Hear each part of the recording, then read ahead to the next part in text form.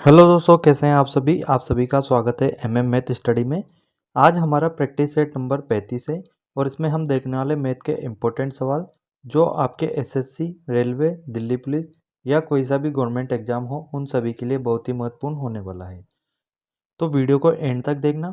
जो लोग चैनल पर नए हैं चैनल को सब्सक्राइब करना और वीडियो को लाइक करना। चलिए चलते हैं हमारे सवाल नंबर 1 की तरफ। सवाल नंबर 1 है, यदि tan theta plus cot theta बराबर 6 है तो ten square theta plus cot square theta का मान हमें निकालना है।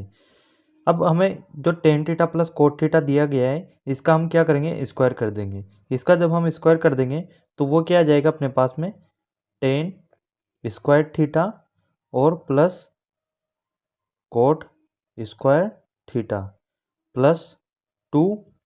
टू ए बी आता है क्योंकि अपन ए प्लस बी का होल स्क्वायर करते हैं, तो ए का मान यहाँ पर टेन थीटा है तो ये आ गया अपने पास टेन थीटा, और बी का मान कोट थीटा है तो यहाँ आ जाएगा कोट थीटा, और बराबर इस 6 का भी स्क्वायर होगा तो ये अपने पास क्या आ जाएगा 36।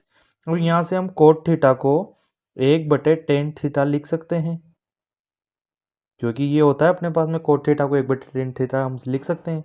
तो ये क्या हो जाएगा अपने पास में, tan square theta plus cot square theta और प्लस टू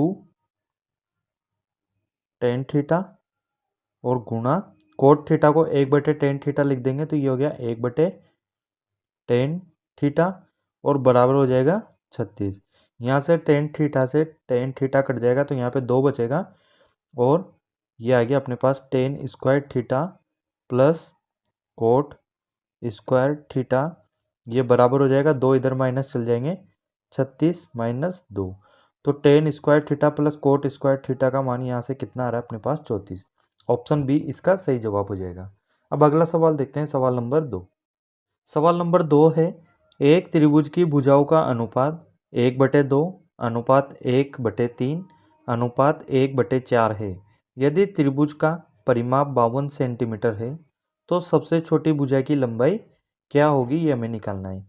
अब इसकी जो भुजा है उसका अनुपात हमें दिया गया है भिन्न में 1/2 और अनुपात 1/3 अनुपात 1/4। ये हमें भिन्न में दिया गया है तो इसको हम पहले सिंपल लिखेंगे। उसके लिए क्या करेंगे, जो इनके हर की वैल्यू दी गई है इनका एलसीएम ले लेंगे और वो क्या हो जाएगा अपने पास एलसीएम इनका 12। यहाँ से पहली वाली जो भुजा है उसका मान आ जाएगा इस 2 का, उसमें भाग करेंगे 12 में तो 6 बार और 6 को हर से गुणा करेंगे 1 से तो कितनी आ गई, पहली भुजा 6। इसी तरह से 3 का भाग करेंगे तो 4 बार और 4 को 1 से गुणा करेंगे तो 4। इसी तरीके से तीसरी भुजा निकालेंगे, इस 4 का भाग करेंगे 12 में 3 बार और 3 को 1 से गुणा करेंगे तो 3। ये अपने पास में उस त्रिभुज की भुजा निकल के आ गई 6:4:3। और हमें इस त्रिभुज का परिमाप दिया गया है 52 सेमी। वो क्या हो जाएगा इन भुजाओं के योग के बराबर। ये कितने हो रहे हैं, 6 और 4 10 और 3 13। 13 बराबर अपने पास कितना हो रहा है 52 सेमी। एक का मान निकालेंगे तो यहाँ से कितना आ जाएगा 4 सेमी। और हमसे क्या पूछा गया है, त्रिभुज की सबसे छोटी भुजा, तो इसका सबसे छोटा अनुपात क्या है 3 है। और 3 का मान यहाँ से कितना हो जाएगा 3 गुणा 4, ये हो जाएगा अपने पास 12 सेमी। तो सबसे छोटी भुजा आ गई 12 सेमी, ऑप्शन बी। बड़ी भुजा पूछता तो 6 का मान निकाल लेते और 6 गुणा 4 अपने पास कितना हो जाता 24 सेमी।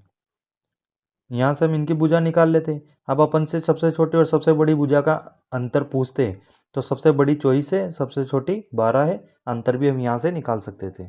अब अगला सवाल देखते हैं हम, सवाल नंबर 3। सवाल नंबर 3 है, कमलेश अपनी आय का 75% खर्च करता है, उसकी आय 20% बढ़ गई तथा उसने अपने खर्च में 10% की वृद्धि कर ली, तो इसकी बचत में कितनी वृद्धि हुई ये हमें निकालना है। अब क्या बोला गया है 75% खर्च करता है, यानी कि हम उसकी इनकम मान लेंगे। वो हमने कितनी मान ली, उसकी इनकम 100 है, उसमें से 75% खर्च करता है यानी कि उसका एक्सपेंडिचर कितना हो जाएगा 75 हो गया।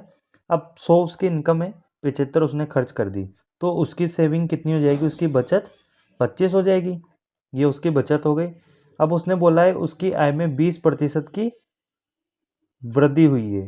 पहले 100 थी, अब 20 की वृद्धि हुई है तो ये कितनी हो जाएगी 120। और अपने खर्च में 10% की वृद्धि करता है। पहले उसका खर्च कितना था 75, इसमें 10% की वृद्धि करता है तो 110/100 हो जाएगा। यहाँ से 0 से 0 काट लेंगे और 11 से 75 को गुणा करेंगे तो अपने पास आ जाएगा 5 और ये आ गया 82 और नीचे 10 है तो ये 82.5। 82.5 जो है उसका खर्च हो गया। अब 120 में से 82.5 उसका खर्च हो गया और उसकी सेविंग कितनी हो जाएगी, इस 120 में से 82.5 को हम माइनस कर देंगे तो ये क्या आ जाएगा अपने पास 37.5, यानी कि 37.5 रुपये उसकी सेविंग हो रही है। अब उसने पूछा है इसकी बचत में कितनी वृद्धि हुई है, तो हम देख रहे हैं कि यहाँ पर पहले उसकी सेविंग कितनी थी 25 रुपये और अब कितनी है 37.5। तो इसमें वृद्धि हमें निकालनी है। वृद्धि कितनी हो रही है 25 से 37.5 हो रही है, यानी कि 12.5 की उसमें वृद्धि हुई है। और किसके रेस्पेक्ट में 25 के रेस्पेक्ट में गुणा कर देंगे इसको 100 से। ये पॉइंट हटेगा तो यहाँ पे बटे में 10 आएगा और 25 से इसको काटेंगे 4 बार, 2 से 2 बार, 2 से इसको काट देंगे 5 बार और 5 से 125 को काटेंगे 25 बार, यानी कि उसकी वृद्धि निकल के आ जाएगी यहाँ से कितनी 25 गुणा 2 50%। और ये हमें निकालना था तो ऑप्शन बी इसका सही जवाब हो जाएगा 50%। अब अगला सवाल देखते हैं, सवाल नंबर 4। सवाल नंबर 4 है 3 नल ए, बी तथा सी एक टंकी को क्रमशः 12, 15 तथा 20 घंटों में भर सकते हैं। यदि नल ए पूरे समय खुला रहे तथा बी और सी बारी बारी से एक एक घंटे के लिए खोले जाते हैं तो टंकी कितने समय में भर जाएगी। अब 3 नल दिए गए हैं, कौन कौन से, एक ए है, बी और सी। ए कितने घंटे में भर रहा है, उसको 12 घंटे में, और बी उसको 15 घंटे में भर रहा है और सी उसको 20 घंटे में भर रहा है। यहाँ से हम क्या करेंगे, उस टैंक की टोटल कैपेसिटी मान लेंगे। वो कितना हो जाएगी, इन तीनों संख्याओं का एलसीएम, वो हम मान लेते हैं 60। अब एक की कार्य क्षमता हम यहाँ से निकालेंगे, इस 12 का भाग दे देंगे 60 में तो कितनी बार जा रहा है 5 बार, ए की कार्य क्षमता आ गई 5। और इसी तरीके से बी की निकालेंगे, 15 का भाग देंगे इसमें 4 बार और सी की कार्य क्षमता निकालेंगे, 20 का भाग देंगे 60 में तो कितना आ जाएगा 3। ये ए, बी और सी की कार्य क्षमता निकल के आ गई। अब इसके आगे का देखते हैं क्या बोला गया है कि ए तो पूरे समय के लिए खुला रहता है, बी और सी बारी बारी से एक एक घंटे के लिए खोले जाते हैं, यानी कि पहले 1 घंटे में ए तो खुला हुआ है, इसके साथ में बी को भी खोलते हैं। तो पहले जो 1 घंटा है उसमें ए और बी मिलके कितना भर देते हैं, 9 यूनिट भर देते हैं। इसके बाद में अगले 1 घंटे में क्या होगा, ए तो खुला हुआ है लेकिन इसके साथ में सी को खोला जाता है, तो अगले 1 घंटे में क्या होगा, ए के साथ में सी भरेगा तो ये दोनों मिलके कितना भर देंगे 8 यूनिट।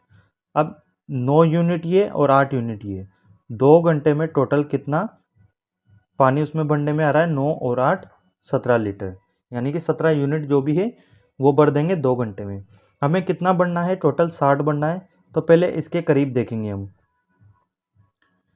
2 घंटे में 17 भर रहा है, 17 का 3 गुना लेंगे हम 51 तक पहुंचने के लिए, तो 2 घंटे में 17 भर रहा है, 51 कितने दिन में भरेगा, ये हो जाएगा अपने पास 6 घंटे में 51 यूनिट भर रहा है। और हमें 9 यूनिट और बढ़ना है और वो दोनों क्या करेंगे, ए और बी मिलकर भरेंगे, यानी कि अगले घंटे में प्लस 1 कर देंगे और कितना यूनिट और भरेंगे 1 घंटे में, दोनों मिलके 9 यूनिट। तो टोटल हम देख रहे हैं कि 7 घंटे में अपना टैंक जो 60 यूनिट था, 60 लीटर था, जो भी वो था वो पूरा भर जाएगा। तो ऑप्शन बी इसका सही जवाब हो जाएगा, 7 घंटे में पूरा वो टैंक भर जाएगा। अब अगला सवाल देखते हैं, सवाल नंबर 5। सवाल नंबर 5 है 35 व्यक्ति 49 मीटर लंबी दीवार को 3 दिन में बना सकते हैं, तो 20 व्यक्ति 6 दिन में ऐसी कितनी लंबी दीवार बना सकेंगे। अब इसको एमडीएच वाले फॉर्मूले से करेंगे। 35 व्यक्ति दिए गए हैं तो यहाँ पे लिखेंगे 35 व्यक्ति और कितने दिन में बना रहे हैं, 3 दिन में। और जो कार्य होता है वो बटे में आता है, कार्य कितना है 49 मीटर जो दीवार बनाई गई है, तो 49 यहाँ लिख देंगे बराबर। अगले में दिया गया है 20 व्यक्ति, तो 20 और ये कितने दिन में, 6 दिन में। इसका हमें निकालना है कितने मीटर दीवार बना देंगे, तो उसको x मान लेते हैं। 7 से इसको काटेंगे 7 बार, 7 से ये कट जाएगा 5 बार 5 से इसको काटेंगे हम 4 बार और 3 से इसको काट देंगे 2 बार। तो x का मान यहाँ से कितना निकल के आ रहा है, 8 × 7 56 मीटर, यानी कि 56 मीटर दीवार जो है वो 20 व्यक्ति मिलके 6 दिन में बना देंगे। तो ऑप्शन डी इसका सही जवाब हो जाएगा। अब अगला सवाल देखते हैं, सवाल नंबर 6। सवाल नंबर 6 है 90 किलोमीटर प्रति घंटा की गति से चल रही एक 160 मीटर लंबी ट्रेन एक प्लेटफॉर्म को 18 सेकंड में पार करती है। प्लेटफॉर्म की लंबाई कितने मीटर है। अब इसमें जो ट्रेन है वो प्लेटफॉर्म को पार कर रही है, तो दोनों की दूरी काउंट होगी, ट्रेन की और प्लेटफॉर्म की। ट्रेन की दूरी हमें कितनी दी गई है, 160 मीटर दी गई है, प्लस प्लेटफॉर्म की दूरी हमें निकालनी है, उसको p मान लेते हैं। ये हो गए अपने पास में डिस्टेंस, और ये क्या होता है, स्पीड गुणा टाइम। स्पीड क्या दिया गया है हमें, 90 किलोमीटर प्रति घंटा। 90 किलोमीटर प्रति घंटा दी गई है, इसको मीटर पर सेकंड में चेंज करने के लिए क्या करेंगे, 5/18 से गुणा करेंगे और गुणा समय आ जाएगा अपने पास। समय कितना दिया गया है, 18 सेकंड। 18 से 18 कट जाएगा, तो यहाँ से क्या आ गया अपने पास, 160 प्लस p बराबर 450।